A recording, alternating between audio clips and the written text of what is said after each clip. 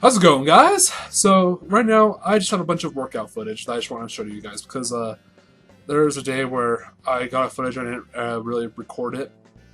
Well, there's a lot of footage I didn't really show it to you guys, so I decided, let's get something up for you guys and provide some information because I'm pretty sure you guys are kind of sick of just me bullshitting around with the camera. But anyways, here's incline dumbbell press. I'm doing 65s for about 5 reps. My goal today was to try and hit my third goal of the year when I was incline 90-pound dumbbells. So this is the last workout before the end of the year, and I just wanted to hurry and hit my goal. My goals were OHP for a plate for reps, and I accomplished that. Oh yeah, that was good. That felt good. But then a 250-pound pull-up, got that, and then my third one was incline 90-pound dumbbells. And so here's my third warm-up set, because I decided to do a third warm-up set before hitting the 90s. That right there should have told me how my outcome was going to be for the 90s. So I was struggling a little bit for the 85s, but I can tell with the 85s, my form was really solid. My range of motion got a lot better. But I only do 3 reps because I wanted to save energy for the 90s. And here is my attempt with the 90s. And as you can tell in a second here that I should have known this was going to happen, because watch when I kick back. Watch my left arm. You guys are going to cry.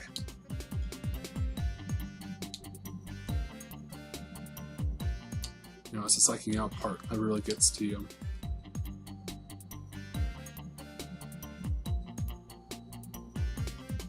There you go. I hit my left pec, it kind of just jumps down. Then my push-up, whoa, my right arm starts to like flail out. Like, yep, that's not gonna happen. Not today, folks, but anyways. I couldn't get that goal, but I'm okay with that. And I figured, I've been doing dumbbells for so long, we finally got spotters for the power rack, so let's switch back to barbell. And barbell today was looking pretty good. I actually found my grip perfectly, pretty much on first attempt. It's pinkier on the knurling. And normally it takes me a minute to get adjusted to a new grip or the new lift, but I was not really shaky. The reason why I'm putting the bar on the spotters is because I needed to lift those little, I don't know what they're called, racks. These little tiny things up. I'm just gonna call them little tiny things. I can't remember the names of them on the top of my head. But anyways, I moved them up. One, because I felt like they're a little too close to me, because it felt like I basically had to bench it off, the lift off. So anyways, here's my second set with incline barbell, and I get about 6 reps with 155. Good range of motion. My form's looking really solid. I protracted the scapula. And it was just looking very solid. 6 reps is pretty easy, so I figured, hey, let's use these spotters. let's just use them for once and see how well I can do with 185. Because I never attempted this plate, because every time I get close to... Actually, I don't think I've ever benched anything above 170, only because I didn't want to risk dying. So I've always been sticking with dumbbells, and basically I got up to dumbbells with the 85s, but we're going to do 185 and see if I can get a rep. And I got a rep with 185. I was pretty proud of myself, and I tried to go for a second rep, but I was dead tired. I think at this point I did like total of like 10 sets of inclining everything. So, making enough for 1 rep, I was pretty stoked about that. But anyways, here's 145. I think I get about 7 reps here. That was 3, 4, 5. This is very tiring. And 7. Oh, never mind. I got 8. Never mind, guys. I'm really underselling myself. I am stronger than I think I am. I'm stronger than I pronounce myself to be, at the very least. But anyways, that was 145. Felt pretty solid. For this last set on incline barbell, I decided to go more closer grip to see how that felt. I noticed that I naturally put the bar lower on my chest when I go closer grip. I think it's just because the way the shoulder positioning is, you tend to go lower, so it kind of saves your butt. But I noticed that it was a little bit harder, only because you could tell the forearms weren't directly pointed perpendicular to the ground. They're more slanted inwards towards my body. But anyways, here is my second exercise, which is the incline machine press.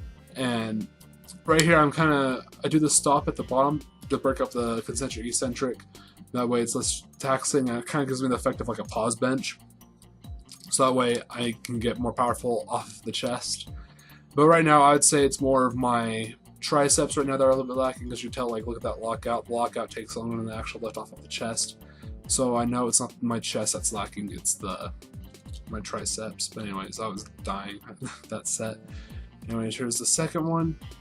I started going a little bit faster and see how well that would work out. But lockout was hard, and I think I just stopped there because I knew that was just way too hard. So I only got about 4 reps there. At this point, I was just dying. I did like a billion sets of incline, and the machine just destroys. But you know, it's less taxing on your CNS because it is a machine, because you're on a fixed path and you don't need to activate that many stabilizers in order to do something like this. So that's why I opt to go for a machine movement after a really heavy compound that requires a lot of stabilization. But anyways, here's my next exercise, which is the overhead cable extensions. I love this exercise. I noticed my triceps like burn after this because I never really had like more of a direct long head workout, but this will really make your sleeves get filled in, boys. So this is a really good exercise. I recommend everyone does them. That's one thing I regret because I didn't really do them. I kind of just stuck with V-bar pushdowns, but hey, you know, you live and you learn, and here I am doing these. Really good exercise, and my goal is, you know, to just keep those elbows locked to the side of my face. And I got smarter doing this exercise because before, like, I would be in an awkward position trying to stabilize myself, and it ended up me like keep falling backwards on the cable. But I got way smarter with that. And as you can tell, I try not to get people in the shot by blowing the mirrors. You can't really see them, so it's all good. And that's my mother on the lat pull down machine right there. Anyways, she did a few sets of that. She's getting stronger as well, which is pretty cool. And she's down about 43 pounds, which is amazing. Thank God she lives with her personal trainer, aka this kid. But that's just the thing, guys. Like, I know what I'm talking about. Like, my transformation says for itself, and I know what I'm doing. Even though, like, my numbers aren't super high or great, it's the fact that I've only been lifting for, like, a little over a year. I'm, like, a year and a half, basically. And I think my physique is one of the better novices physiques that you can accomplish in pretty much a year and a half. So, just saying, guys. Just wait till the end of next year, and I'm guarantee you that I would have a much better physique than some people even in their 5 years of lifting, because I know how to structurally program a workout and know how to dial in nutrition properly.